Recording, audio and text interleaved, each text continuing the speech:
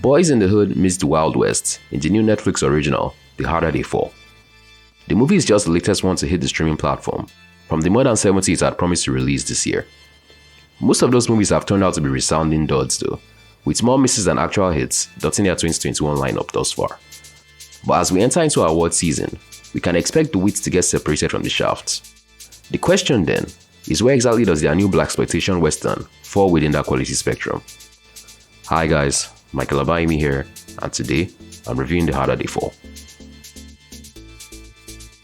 In The Harder They Fall, a young outlaw named Nat Love finds that his quest for revenge is brought back to the forefront when his arch-enemy, Rufus Black, gets sprung out from prison. He learns that Rufus had in fact taken control of his small town, but that his plans to turn it into a safe haven are challenged by some financial setbacks. Nat rides there to liberate the townsfolk, together with his posse of sharpshooters. Except what they find there is something they were not prepared for, and Nat to be forced to test just how far he's willing to go to get his revenge. Revenge is a dish best served cold, as they say, and I am as much a sucker for a good spaghetti western as the next man. So when Netflix had originally dropped the first trailer for The Harder They Fall, you can bet that I was immediately intrigued. The concept of a blaxploitation western is nothing new, of course, with films like Django Unchained having already laid the framework for how they can be done to near perfection. So it shouldn't really come as a surprise that The Harder They Fall follows that same template almost religiously.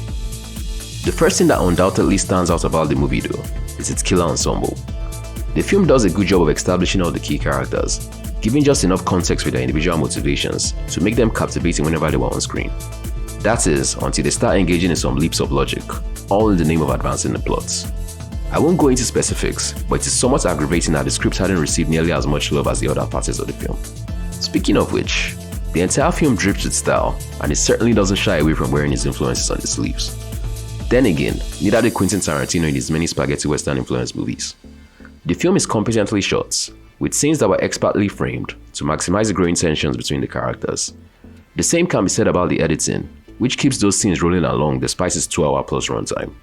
Sadly, the illusion is often broken by some flimsy looking production design, which might have been excusable in the heydays of the Hollywood western, but stands out like a sore thumb today.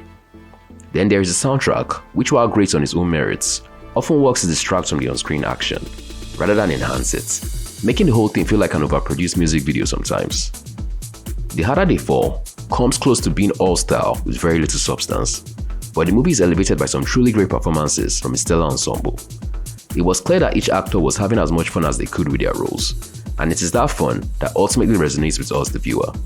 The film certainly delivers on its promise of a solid spaghetti western, which is why it earns an easy recommendation from me, for fans of the genre and any of the actors involved. I'll give the film a 7 out of 10. We'll be checking out The Harder They Fall on Netflix. Let me know in the comment section down below. I'll also be checking out The Eternals this weekend, the latest entry in the MCU, so make sure you subscribe to the channel, notifications turned on if you don't want to miss that review. And until the next one, this is Michael signing off.